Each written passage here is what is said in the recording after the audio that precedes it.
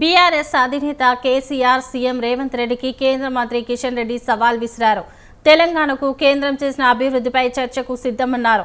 Telangana వెనుకబాటుకు BRS కాంగ్రెసే కారణమని విమర్శించారు. రాహుల్, కేసీఆర్ కుటుంబాలు తెలంగాణను మోసం చేశాయన్నారు.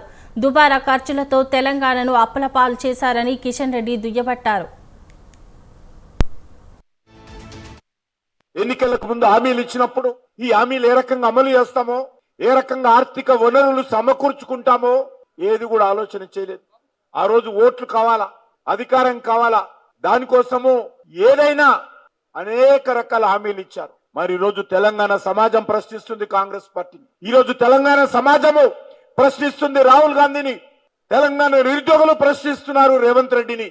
ఏమైంది మీ హామీలు అడుగుతా ఉన్నాను. ఇచ్చినటువంటి హామీలు ఎందుకు అమలు చేయలేకపోతా ఉన్నారు? లేనప్పుడు ఏ రకంగా మిమ్మల్ని విశ్వసించాలో ఈరోజు ఆలోచన చేయాలి. రాష్ట్రంలో మార్పు రాలా. మార్పు ముఖ్యమంత్రి ఒకడే మారాడు. మారింది ఒక జెండానే మారింది, పేరే మారింది.